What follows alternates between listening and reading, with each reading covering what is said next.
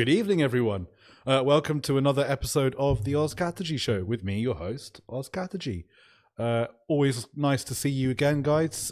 Queen Sabine, Liquid Amber, hello, guys in the chat. We've got an episode. It's been quite a manic day here in Ukraine, as I'm sure you guys are aware. There was attacks overnight, which kept me up quite late, and we've had news from Donald Trump. We've had this news of arrest warrant executed on this Ukrainian national arrested in Italy by the Italian police on this German European arrest warrant, suspected involvement in the Nord Stream pipeline bombings. So hopefully next week we can bring someone on to talk about that, trying to scramble to find guests. So if you can recommend anyone, do stick some suggestions down in the chat. But tonight we're going to be talking about Lebanon. The Lebanese army is trying to dismantle Hezbollah's terror infrastructure in the south of Lebanon. This is an agreement that Hezbollah themselves signed up to multiple times over the course of history, it should be said, only to try and pull back from that agreement as soon as it comes to executing it. So we've got Ronnie Chatah on. He's a dear friend who's coming on to inform us more about the situation developing in Lebanon. So I would just bring him on shortly. Welcome to the show, Ronnie. Pleased to see you. It's a pleasure to be with you, and it's also an honor to speak to you when you're in Kiev. Somehow, I feel like you yourself going through your own security nightmare constantly, whether it's in Syria or now in Ukraine. There's some synergy when I speak to you. Of course, you know Lebanon well. So it's also talking to somebody who's highly informed on the subject. So it's an honor for me.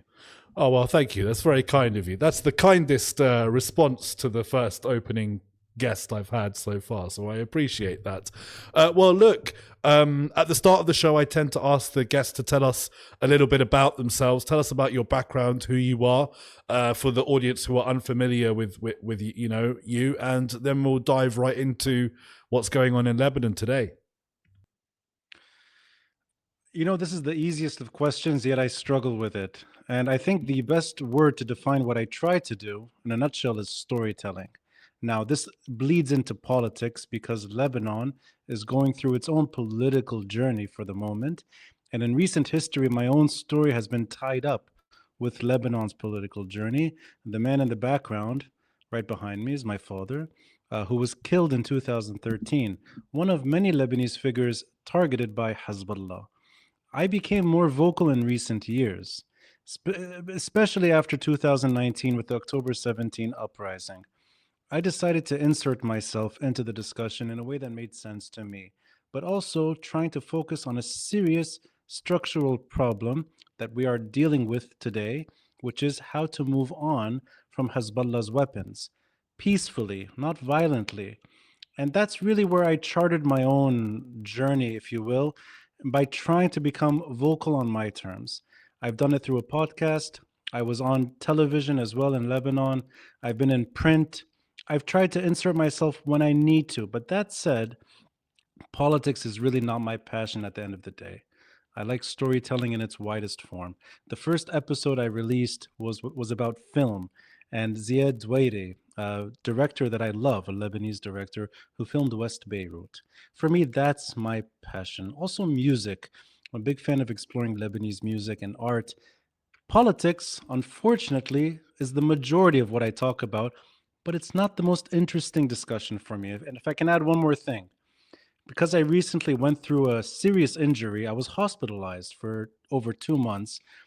I started doing episodes in the hospital with friends that are paralyzed after injury. It happens to be somebody I know in the hospital who's paralyzed neck down. Talk to him about his own life story going through that kind of suffering. I'd rather do that than talk about Hezbollah day in, day out, to be frank. But that said, Hezbollah remains armed. In 2025, it's still being discussed day in, day out. It's appropriate to focus on it, but focus on it with nuance, not with hate, and also focus on it with truth, not with false narrative. I live in that space, and I think you do as well. So look, it'll be we'll be here all night long if we try and tell a whole condensed history of Hezbollah. So I won't attempt to do that tonight.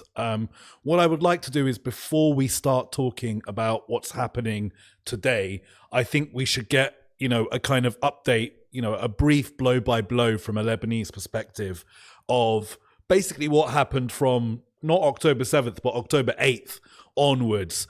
Between Hezbollah and Israel and what was going on in Lebanon at the time, and the ceasefire agreement that Hezbollah signed with Israel that basically led to this change in, get us all the way up till, a couple of weeks ago when the Lebanese government made that decision to go forward and disarm Hezbollah, which we'll do in a separate question.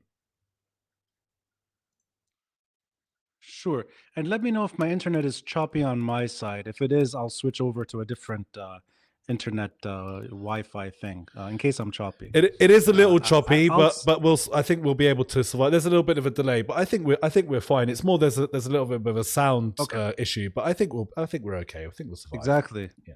Okay, great. I'll try to narrow down the last roughly 2 years with one line, and that's Iran. Iran lost. Now, why am I starting here, not ending here? October 8, 2023, Hezbollah made a decision that was immensely reckless. Reckless Hezbollah is not the norm. It's a sophisticated group that's cautious and does not engage in war unless it's necessary.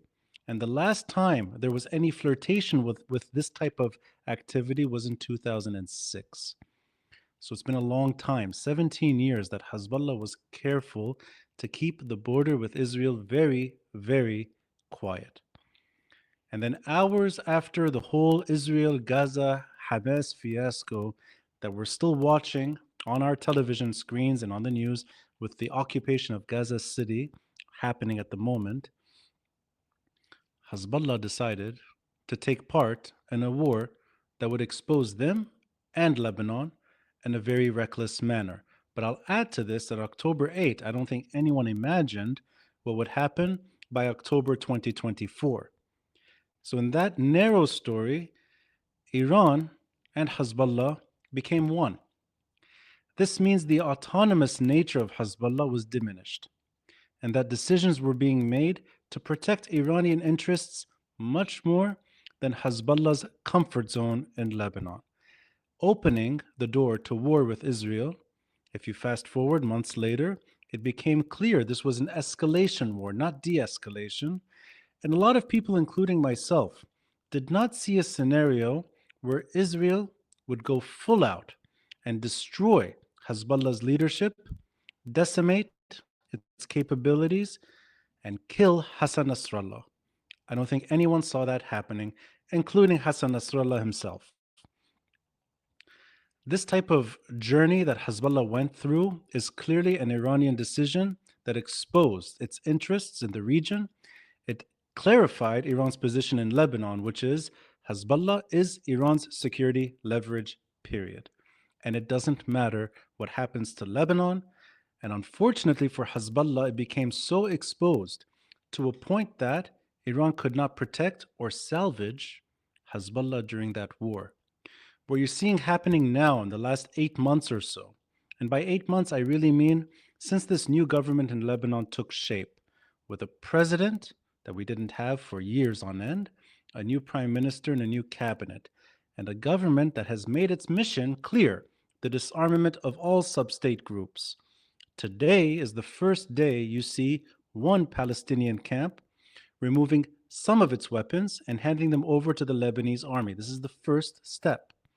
This government has made its mandate the disarmament of sub-state groups.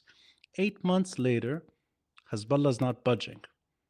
That means whatever's left of this group remains important or perhaps essential to Iran. And even until now, I think it's quite clear Iran will not abandon what it built in Lebanon without serious leverage that protects the regime at home. I don't think of Hezbollah as a Lebanese militia only. Had it been a Lebanese militia only, a lot of us would not be talking about it. It is Iran's leverage. And that's why today you see something quite astonishing. Hezbollah is weak, yet the rhetoric is extremely high. Capabilities are diminished, yet the threats are severe. Iranian diplomacy, where you have Ali Larijani entering Lebanon on behalf of Hezbollah, with no interest in disarmament yet, a nod to the state, meaning there's a new authority that is taking shape. It's a security authority that can also challenge Hezbollah on the ground. That's the Lebanese army. But we're so early in this story, and there's no indication yet that the army will confront Hezbollah in any serious way. But deadlines are rather unique for Lebanon, and there is a deadline by the end of the year for the disarmament of all sub-state groups. Should that take place, it would be a remarkable ending to what was 4 decades of Iranian intrusion into Lebanon, not through politics, but through violence and security. I personally am not one to hope, I'm not one to count on optimism. I don't think it'll be that smooth. I don't think it'll be that seamless. But what's clear is that the political message has become very, very nuanced, and that the Lebanese government wants to disarm all sub-state groups. That, for me, is the right first step, but it's the first of many, many steps. Now, you're quite right that it's just a first step, and I've seen, and I fully empathize with this skepticism from people outside of Lebanon, thinking that no Lebanese government will have the willpower for this. But as someone who has watched Hezbollah dominate our country for decades, to even have a government willing to speak out and make it a political mandate to disarm Hezbollah and to call them out by name and to call Iran out by name, even having a government engaging in this messaging is a revolutionary. Never in my lifetime have we seen that. The Hariri sort of tried a very different approach with it, right? It was much more, put an arm around your shoulder. Let's get this sorted out together. Obviously, Hezbollah assassinated Rafiq al-Hariri. They assassinated many wonderful people in Lebanon to maintain their power. As you said, no violence against Israel since 2006. The rest of the violence had been turned inwards on the Lebanese people and in Syria.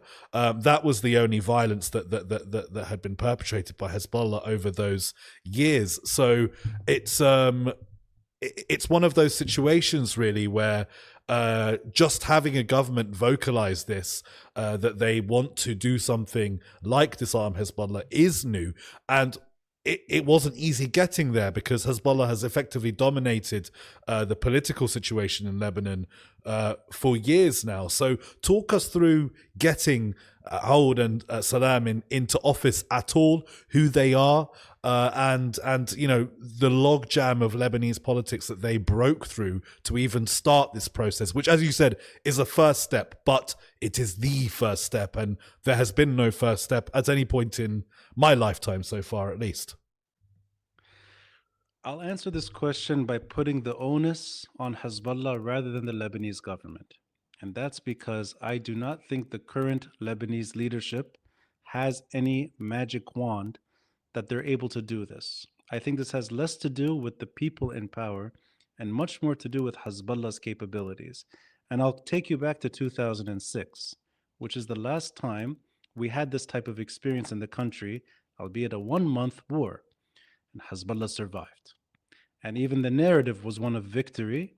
And you're right, the Lebanese government that emerged post-Syrian occupation, this is the first Lebanese government in 2005 to have an independence-minded purpose. They pulled off 1701. 1701 is not the disarmament of Hezbollah, but it is the first step in trying to rein in what Hezbollah can do, at least in the south. That's the famous south of the Litani. That's the Security Council resolution that brought an end to the recent war as well. It's just been beefed up. But that said, the attempt back then, and you're right, was one of compromise with Hezbollah and partnership in trying to change that group from becoming what it became, the largest paramilitary force on the planet. trying to prevent that and bring Hezbollah into the fold, whether it's through dialogue, negotiation, compromise. All of that over the years culminated in the brutal takeover of the Lebanese government, the dislodging of Lebanese prime ministers, the targeted killing of over a dozen Lebanese officials from all walks of life, and also the threat of violence that spilled over well into last few years, where even investigations into the largest non-nuclear blast in modern history could be derailed by that group. And you're right, it's important to emphasize this always. A Lebanese militia entered Syria and killed Syrians. That's not what Lebanese militia do. Hezbollah was sent into Syria, and that probably is the beginning of their own downfall. This level of exposure that Iran pushed this group into a regional burden, I think in the end destroyed Hezbollah way in the end. Israeli reporting very much said that the involvement of Hezbollah in Syria is what led to the infiltration of the group by Mossad, and which eventually allowed to things like the walkie-talkie and the pager bombings. None of these things would have been possible without the Israeli infiltration of Hezbollah, because it exposed itself in Syria. It had been a very cautious group, as you said at the start of the interview, right up until the Arab Spring. At that point, Iran, didn't want to lose its land bridge into it. We can't emphasize enough how important Syria was to Hezbollah's survival, because Iran doesn't share a border with Lebanon. There's no way to get the weapons in there except through Iraq and Syria through that bridge. So you're right, and because of that overexposure, Hezbollah also became much less popular in Lebanon. And it's important to note their allies. Their allies, not just in politics, their allies in intelligentsia, started leaving ship. So that kind of overexposure and the paralysis of Lebanese politics for the better part of nearly 2 decades ends in 2025. And that's when you have characters like Nawaf Slem and Joseph Aoun that can make their way into power. I do not think they're the reason why you're having the push for disarmament. On the contrary, they're the byproduct of a weakened Hezbollah, where you have Lebanese governance returning, meaning a Lebanese president that has opposition to Hezbollah's interests, at least in rhetoric. He's called for their disarmament and the neutralization of the country. And a cautious, perhaps overly cautious prime minister like Nawaf Slem, who's taken it upon himself in recent days to make this his mission, a cabinet decree and the endorsement of a regional plan with American backing, of course, where Lebanon moves on post-Hezbollah. And something very important, Tom Barak, who was here 2 days ago, keeps saying one thing over and over, that this has become a Lebanese issue, which means it's been divorced from Israel, which means Iran cannot use Hezbollah the way they did.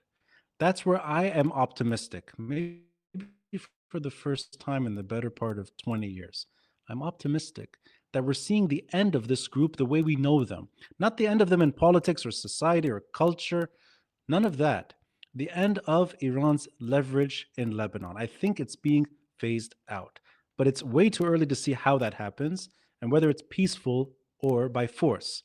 I'm betting on the peaceful strategy, but I hope that's the winning strategy. And today is an indication that this kind of dialogue does yield some results, and that the Palestinian armed factions did not just surrender their weapons. This has been months in the making. There's a political cover to do this. You need something like that for Hezbollah as well. How to do it, I'm not sure, but I think Iran, up until now, has not expressed any interest, at least until now, in letting go entirely of Hezbollah. That's where things get tricky. We've recently seen the head of the Iranian National Security Council visit Lebanon again, with his rhetoric about Hezbollah. The Iranians, as you say, very much not interested in losing their foothold in the Levant, their only remaining foothold in the Levant. So yeah, I mean, we've heard from Hezbollah's surviving leader now, Naim Qasim, who was definitely not the first choice or the second choice or probably the third choice to to lead Hezbollah, despite being deputy leader. He was low down on the list of people who would succeed Nasrallah, but Israel killed the successors too before. Which basically left Naim Qasim as the most senior surviving member. Now, for his part, his rhetoric has continued along the lines of "we will never disarm you," etc., etc. So, talk to us about that. But also, you mentioned several times now that Hezbollah is weak, and the joy of having a show in which two Lebanese people are talking to each other is we can talk more intricately and more nuanced, but from a proper perspective of what the Lebanese opinion is. Hezbollah have been putting out through their ridiculously named think tank opinion polls that show the majority of Lebanese are against the disarmament of Hezbollah. But again, even that question is framed in a way such as that the Lebanese are against the disarmament of Hezbollah if it doesn't have a national defense strategy against Israel, which is a very different question to they're against the disarmament of Hezbollah. And the argument that I made in a piece that I've got coming out in Foreign Policy very, very soon is that Hezbollah's whole presence in Lebanon is justified on the idea of deterrence against Israel and resistance against Israel. And I've seen, I don't want to name the names of some journalists who receive Western funding for their organizations and shouldn't, given the explicit defense for Hezbollah I've seen from some of these journalists in Lebanon. That's a different conversation. But the point being that there is a view in Lebanon that resistance against Israel is important. But even accepting that on face value means dissecting the truth of what happened. And Hezbollah was not able to prevent Israel from occupying Lebanese territory. It wasn't able to prevent Israel from assassinating its leader. It wasn't able to prevent Israel from bombing Dahya. It wasn't able to prevent Israel from bombing walkie-talkies and pagers that it had infiltrated deep into Hezbollah to get into its supply chains. It hasn't been able to stop Israel from bombing Hezbollah's units, forces in Syria for 10 years now that this has been going on. So the whole raison d'etre of the existence of this group is that we are here to act as a barricade, safety net to prevent Israel from attacking Lebanon. Not only have they failed in the deterrence strike, but they are the reason that Israel has struck Lebanon. If they were not firing rockets from October 8th into Lebanon, would not have been dragged into this situation. So what is the view of the Lebanese people? Again, I know that from my Western privileged perspective that I'm not necessarily in tune with the view on the street of Hezbollah, who they are, and the change of power, but with Naim Qasim, who doesn't have that charismatic presence. So even the Lebanese that were kind of against Hezbollah but impressed by Nasrallah are now in a position where Naim Qasim is, the last person at the party that you definitely don't want to take home. It's the only surviving option to lead the group. So what's the view on the Lebanese street at the moment? Somehow, I think the answer to these questions is also in the question itself. And if you may, I'll go back a bit and first addressing the kind of character Hassan Nasrallah represented, not just for Lebanon, but the entire region. I think he comes second to Gamal Abdel Nasser in terms of popularity, in terms of widespread support, and also in terms of this dream palace, if you will, that this man can take on the largest military machine in the Middle East, that somehow Hassan Nasrallah can defeat Israel. And that kind of perspective is born out of the July 2006 war, where Hassan Nasrallah not just survived, but Hezbollah as an organization was able to wither an Israeli onslaught for 1 month and come out on the, quote, winning end. Now, you can also argue that they took They were heavily hit in that war. But sometimes that comes second. What's first is that this group could withstand Israel and fight fiercely. And not just that, if you go back earlier, I think the respect Hassan Nasrallah gained and Hezbollah itself had is that they were able to fight effectively for years on end in the south of Lebanon. They were able to target Israeli soldiers. They were able to push Israel to reconsider its occupation in the south. They may not be the reason the Israelis left in May 2000, but they're one of many reasons that this occupation was unpopular for Israel. That kind of long term story of becoming a very, very popular group in the region, and I mean in the region entirely, from Oman all the way to Morocco. And you're right, becoming popular among some thinkers too, that live in Beirut or maybe work abroad and consider Beirut home. There's this kind of, And in the arts, Ziad Rahbani, you know. yeah, I mean, he was wearing a pro Hezbollah cap, a hat. Post 2006, he was sympathetic to resistance. Maybe he became more careful with how he talked about that group later as they became in a way accused of bringing the Lebanese government to its standstill status in the last few years. But even Ziad Rahbani was cautious to support Hezbollah full on in recent years. That kind of trajectory, and I'll go back to the Western correspondents or let's say journalists you're referring to, I think there's this old, rigid, maybe anti colonial viewpoint that's a bit outdated today. And there's this yearning for somebody like Hassan Nasrallah to represent an era that's gone and that everything the West does is wrong.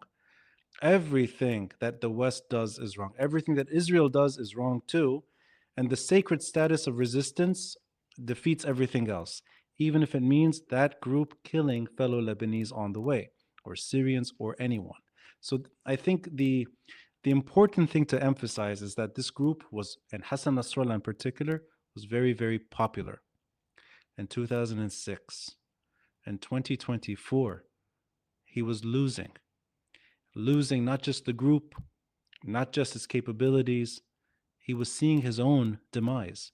The last video of Hassan Nasrallah sharing his views is between the pager attack and his own death. And you see a tired, very, very, very downward looking Hassan Nasrallah. You could see defeat in his eyes. That's not the Hassan Nasrallah of 2006, and that's not the Hezbollah of 2006.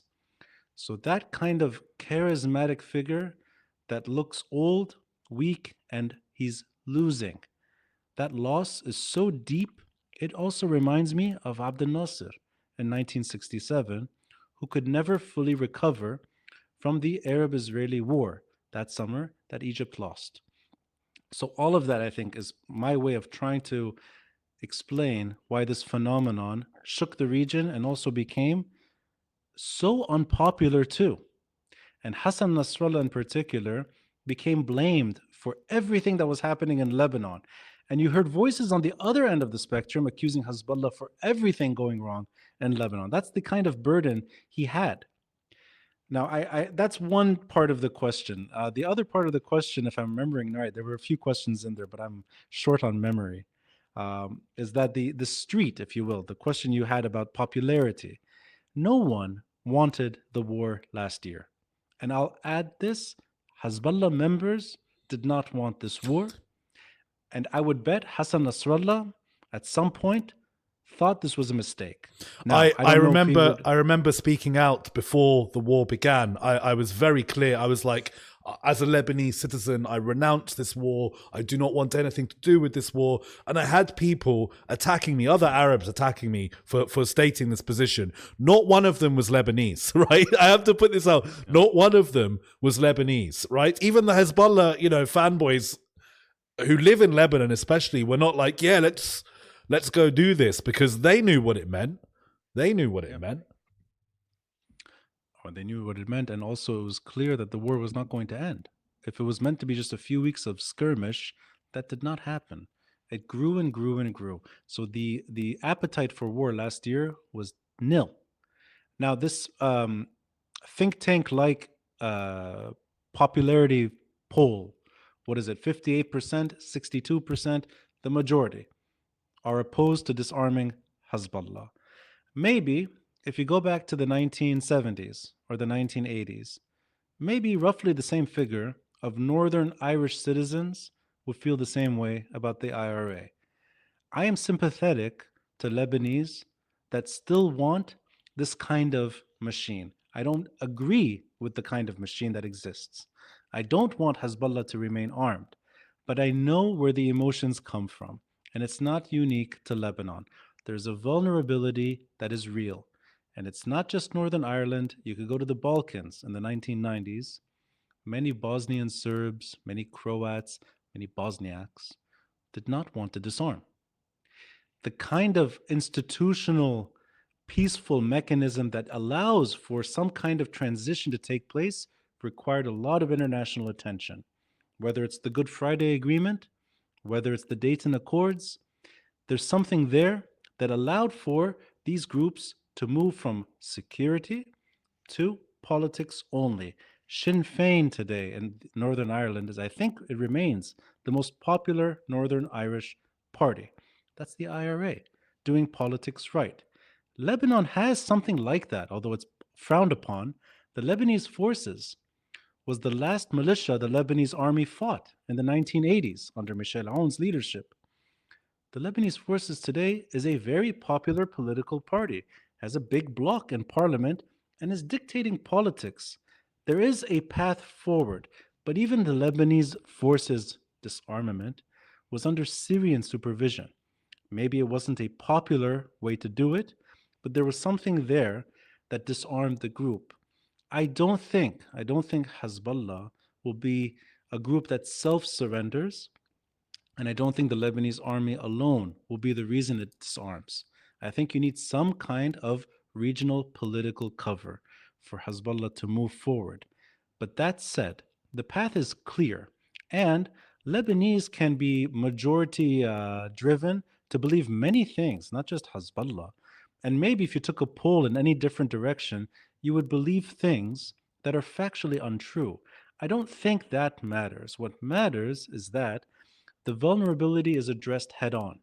And I think over time, when the Lebanese state is given access to what Hezbollah held for many years, and that includes all security leverage in the south, reconstruction efforts that are not only Hezbollah's allies, but it's the state doing its job, I think over time, the same individuals that supported Hezbollah full on will believe once more in the Lebanese state. And I'll say something controversial here. The same Lebanese in the south can actually throw rice on Israeli soldiers entering to disarm Palestinian factions. The same mothers can have children that are Hezbollah fighters. And those Hezbollah fighters can let go of their weapons and believe in the Lebanese state. This to me is not a sectarian story. This is not one of just Shia exclusion. On the contrary, Lebanese are complicated, they're not one-dimensional, and I think Lebanese Shia are the same as every other Lebanese. I want this to be the end of this nightmare, not what is still possible, which is the divorce of Lebanon. And the divorce, I think, could happen if Hezbollah remains armed. I'm worried about that scenario. It's always in the background. I don't want Lebanon to die because of Hezbollah, and I don't want Lebanese Shia to be blamed for Hezbollah. I'd like for this story to actually come full circle.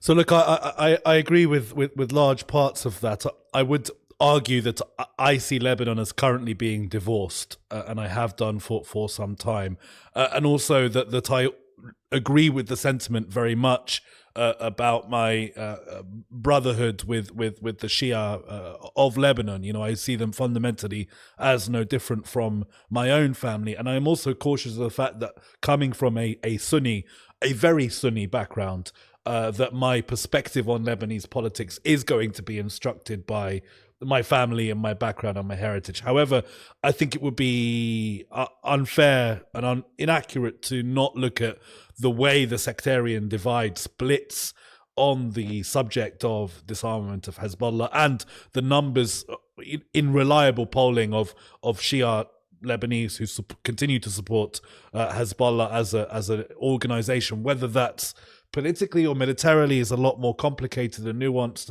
and so on, but probably a conversation beyond this. One thing you did say that I wanted to pick. Could I add one thing though? Sorry to interrupt. Yeah, no, go for it. Rafiq Hariri took the Sunnis from their Palestinian-Syrian slumber and brought them to the state. Bashir Jmayel did something similar. He took a very, very violently driven cause to the state. Now, of course, he was killed on the way, but that kind of figure was able to, for a moment, turn to politics. And Bashir Jmayel is not known for that. He's known for fighting and liberation and nationalism. But he did take, at least for a moment, the cause to the presidency and the parliament too. Kamal Jumblat and others, Musa Sadr, maybe were too early in the story in the civil war to actually take that transition and make it stick. But I think the Lebanese Shia are the same. That's really my. I interrupted you for really no good reason. No, that's good. It's a good point you make. We've all made that journey in the Sunni in Lebanon. We were, the Hariri movement effectively disarmed Sunni militantism in Lebanon. It didn't re-emerge until the post-Hariri era, and that was large parts in reaction to Hezbollah. I don't want to blame Hezbollah for the faults of my community, but reactionary forces committing violence against communities triggers further violence to be triggered. But it's a vicious circle. So I do think it's an important point.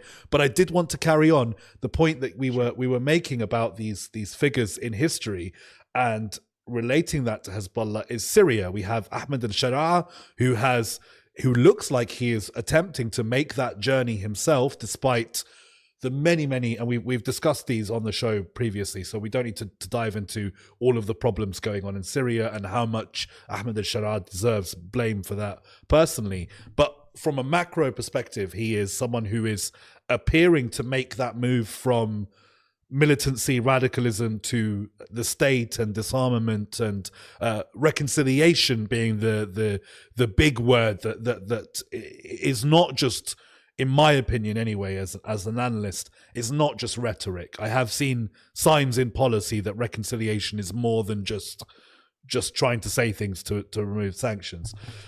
But again, that has massively impacted Hezbollah. And you were talking about regional cover and initiatives. Hezbollah now no longer has that link between Iran and Lebanon. There is no land bridge anymore. And trying to fly weapons in or get weapons in, the Lebanese state now is cracking down on planes coming in and so on. So we are looking at a situation in which, and again, it's kind of difficult for me as a Lebanese who's been so vocally against Israeli interference and bombing and occupation, that the Israelis have provided the Lebanese state an opportunity here to move. They provided the Syrian rebels an opportunity to move on Assad, because Hezbollah were a shadow of their former selves. So we've already seen the dominoes begin to fall as a result of this military operation. So again, I guess the question is, how much is the changes in Syria affecting what's happening in Lebanon right now with regards to Hezbollah? I think you would know more about the synergy between the former Syrian regime and Hezbollah, but I'll add something that I think it was unthinkable in September last year that Hassan Nasrallah would die, and that you would have the crippling degradation of that group, and also that 3 months later, if not less, the Assad regime would exit and end up in Moscow. So those two things were unthinkable, late 2024. I think the vulnerability of the Syrian regime was that it became too tied to Iran. And the Syrian regime depended on Iran for many things, not just Hezbollah, but I think that kind of relationship, Iran as well took a back seat, and Iran in a way lost interest in the preservation of the Assad regime too. So I think It has much more to do with how Iran gauges the region than the Syrian regime in its last months. And I'll add to that, there was a time the Syrian regime in Lebanon was the dominant force and Iran was second. And that is actually the last time a Lebanese militia battled Hezbollah, and that's in the 1980s. That's the Amal movement backed by the Assad regime, and Hezbollah backed by Iran. Syria and Iran used to clash in this country. Syria took the upper hand and eventually lost Lebanon too. But if I can throw it towards Ahmed al-Shara and today, I think, and this is I assume that it's not going to, that regime will never consider any relationship that is good for Hezbollah. I don't think Iran will be able to win over the regime, or for that matter, succeed in driving a wedge in the regime where you have Hezbollah in Syria again in a way that's serious. I don't see this happening. And that's important because you mentioned it earlier, and you're right. Hezbollah depended on many things. It depended on Syria being friendly to the cause. It also depended on points of entry. That includes the airport, and every port in Lebanon was vulnerable to this. Also depended on a political establishment here that bent over and accepted Hezbollah's dictates across the board, and that includes shelving the entire port blast investigation. So this kind of leverage, I don't see it ever returning, not just to Lebanon, but to Syria too. I personally think, and maybe I don't know if you would agree or disagree with this, I think at this stage of Syrian history, it doesn't really matter. Ahmed al-Shara is not the story. It's that you have to overcome 50 years of the Assad regime. And that means you have to push forward, and that means you have to go through hiccups too. And Ahmed al-Shara may not be the most endearing figure. And I think a lot of us know Syrians that are far more capable of leading Syria than this man. But that's the leader they have. And I think you're right. I think he is pushing for a serious type of reconciliation that I think has a chance at taking hold. And I also appreciate one thing that he has done. He told the Lebanese, he actually said this directly to Nawaf Salam and to Joseph Aoun. He told the Lebanese exactly what the Lebanese were afraid to say so long, what Syria did to Lebanon. And I think that kind of leadership there is profound today. There's a leader in Syria saying things that Lebanese say to each other and the Lebanese establishment never considered out of direct fear of consequence. That's the neighbor now. What Shara does with Israel is also interesting. And I don't know how far that leadership can go in that direction, but has opened doors here to actually discuss the future of the region in ways that were unthinkable too. Whether this is the right way or the wrong way, I don't think is important. But Lebanese are talking about engagement with regimes that they couldn't engage before. I don't know, actually, I don't know how much of this will stick. I assume long term it won't. But that said, you're right. The Israelis can bomb Hezbollah anytime they want in Lebanon, and that's not good for Lebanon. It's good for trying to win over the Lebanese state's capabilities, but it's not good long term. And I'll explain why.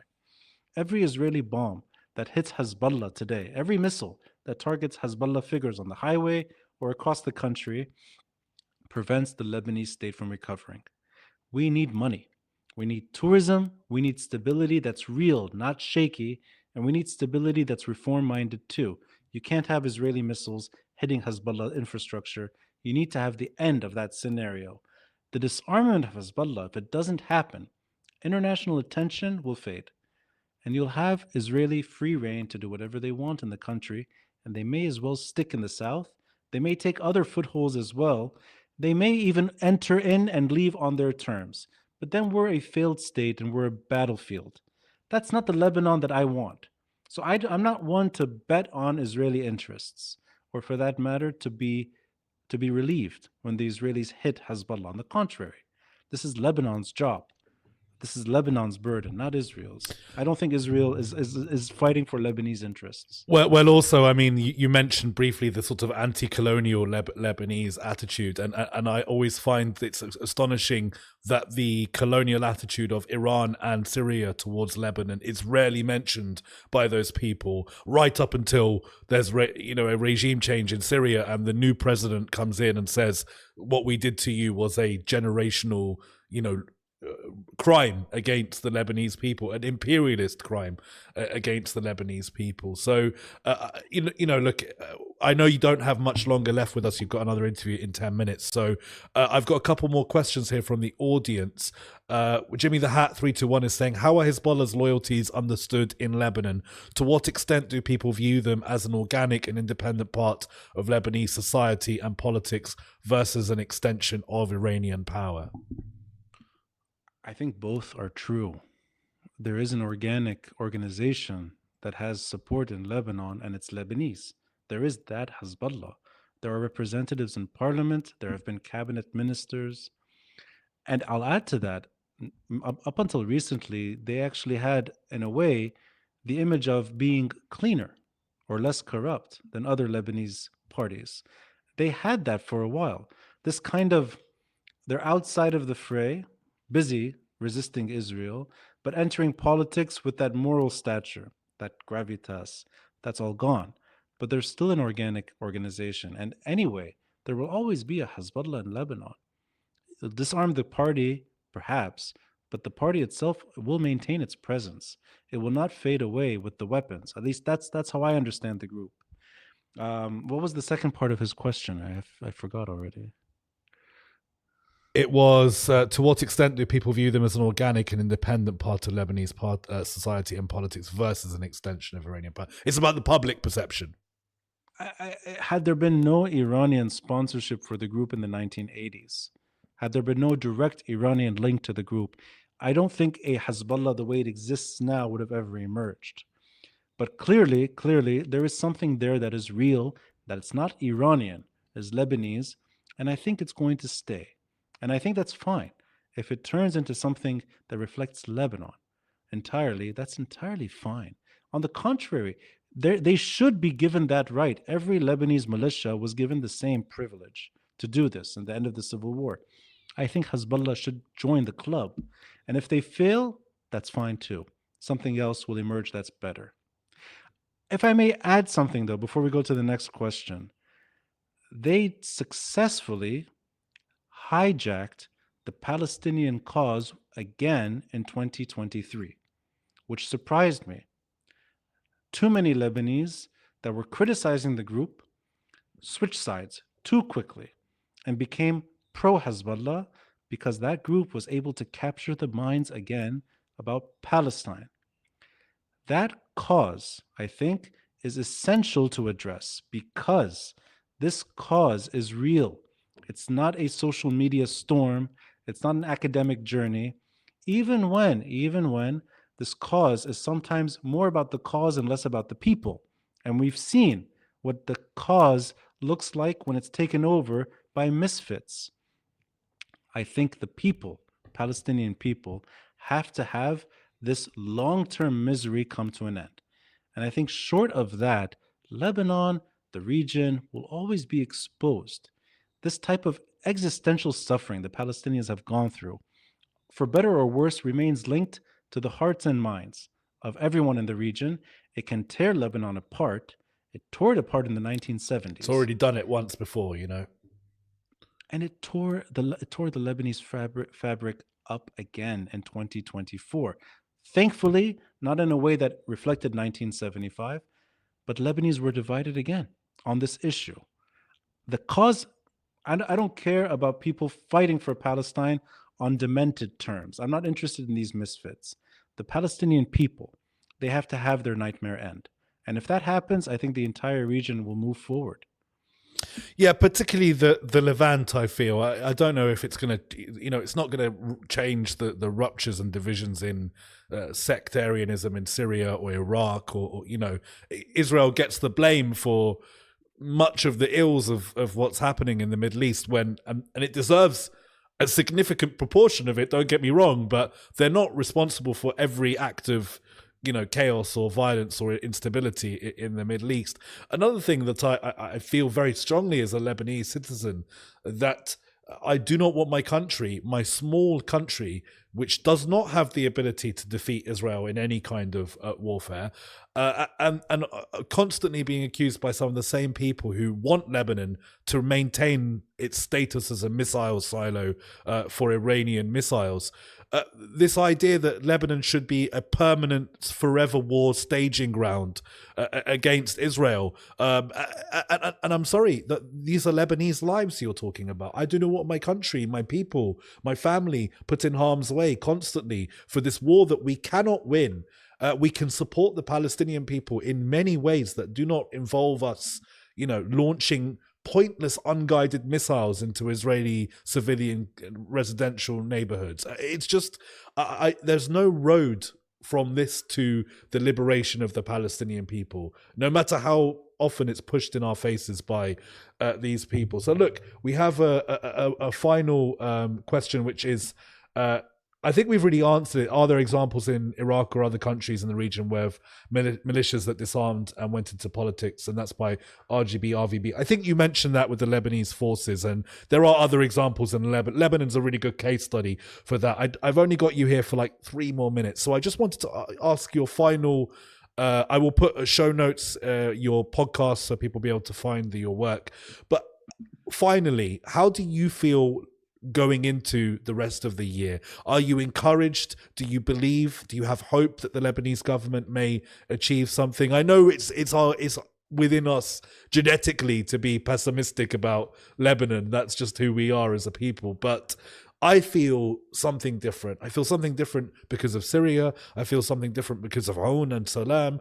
I feel hopeful in a way about Lebanese politics that I haven't done since, I don't know, March 14th, probably, like going back all the way to the sort of the pushing the Syrians out of Lebanon following the Hariri assassination, the kind of moment that there was the last time I felt any kind of hope in Lebanese politics. So can you tell me what you think about the situation going forward? I'll try to bring everything we've said into one story. Prior to the civil war, Lebanon was able to beat Israel in everything but military affairs.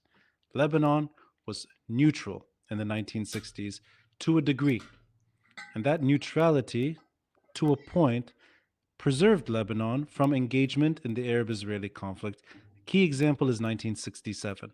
Every other country in the region lost territory. Every other country that borders Israel lost geography. The Lebanese-Israeli border was quiet. Not one shot fired in either direction. But we beat Israel with culture. We beat Israel with beyond culture, with arts. We were more diverse, more cosmopolitan, a banking sector that was the envy of the region, and also a metropole for the region's brightest. They weren't going to this new country that took over the British mandate of Palestine. They were coming here.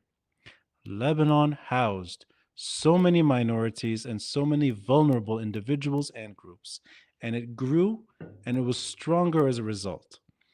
Add to that, and I'll say something which I think maybe is a bit quiche, but I think it makes sense. We had weapons that defended Palestine, not missiles, not bullets. Feiruz is the most influential singer in the region. Her songs determine many minds, not just in Lebanon, but the region. And she is Palestinian as much as she is Lebanese. That kind of cultural weapon is so unique to Lebanon that her son, who passed away a few days ago, Ziad Rahbani, the Israeli spokesman, Avichai Adrai, however you say his name, mourned the loss of Ziad Rahbani. Say whatever you want about this strange character that's Syrian, Iraqi, Israeli. I don't really care about him other than the man understands the importance of Lebanon, Lebanese culture, Lebanese music. Lebanese society far outshined Israel. That's, of course, a different Lebanon. That's pre-Civil War. I don't think we're ever going to recover that country. I think something will reemerge that looks better than the last 20 years, far better than the Civil War, and far better than what Lebanese saw as the country came to a collapse in the 70s. I think Lebanon can work in the near term, and I think it has a chance to work, but it's never going to be the golden destination for anyone in the region. I don't think we'll ever recover that status. I think the region will always have a very cautious eye towards this country. And I think too many Lebanese that have left this country permanently have left it behind. Too many generations saw this country also as a permanent battlefield and they lost interest. You're not one of them. I'm not one of them, but they're the majority. And I don't know if this country will limp first before standing on 2 feet. But what I know for sure is that the Iranian story has changed. And I agree with you. Iran took a beating to the point that they will never be able to fully reclaim what they had in Lebanon. And they will never be able to rebuild what they did, which was the most important asset they had beyond their borders. Maybe more important, maybe, the nuclear technology. It's quite interesting that even until today, even until right now, the Iranians can still open the door to nuclear deals and nuclear negotiations. They can't when it comes to Hezbollah. I think it remains very important, but maybe it doesn't serve their interests much longer. And that's where I'm hopeful. I'm hopeful that I will live long enough to see a Lebanon that is sovereign and independent. But it's never going to be the dream that my parents or grandparents referred to. I don't see that ever coming back. I think that Lebanon is dead. Well, I share your hopes. Inshallah, Habibi, as they say, that we will see better days. Ronnie Chatah, thank you so much for joining us on the show. I appreciate you got to get to your next interview now. So hopefully have you back on soon to talk to us about a disarmed Lebanese Hezbollah. That should be good. Have a great evening. Good night. Thanks to you, Oz. Take care. Thank you. So again, another wonderful episode, another wonderful week's worth of episode. I hope that really, informed you, enlightened you about the situation in Lebanon. We had 1,600 people live watching Ronnie, so there is clearly a lot of interest in this topic. Again, thank you everyone that tunes in every week. Really appreciate you. If you're following along on Twitch, thank you so much. You're the only way to engage with the show is in Twitch chat. So if you're following along on Twitter, please consider jumping onto Twitch, creating an account, following along. Would love to have you throw questions and get involved in the chats in the future. And if you're watching along on YouTube, thank you so much. Really appreciate you guys.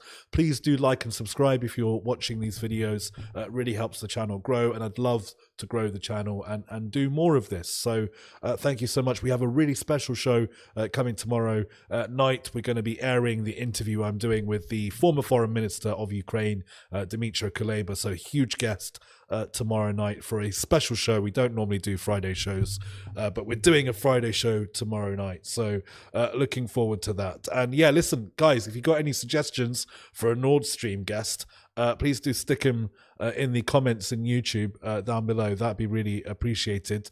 We'll try and get more guest suggestions from you because again, I'm running through my Rolodex very quickly and I need to get more guests over the 100 shows. It's a lot of guests, so we've still got 70 plus guests to do.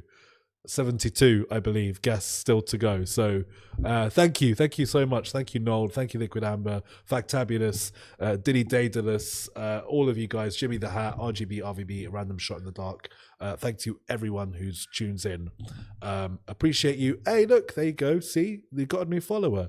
Thank you to people doing that. I appreciate it. Every time I say it, someone does follow new. So yeah, look, thanks so much. Appreciate you guys. All the love in the world. A big heart and thank you. If you want to show more support for the show, you can do so at the coffee link below. And I will see you on the next one. Please do like, subscribe, share, tell your friends, tell your mum, tell your grandparents. Tell your imaginary friends. That would be great. Okay, have a lovely evening, and I'll see you tomorrow. Good night.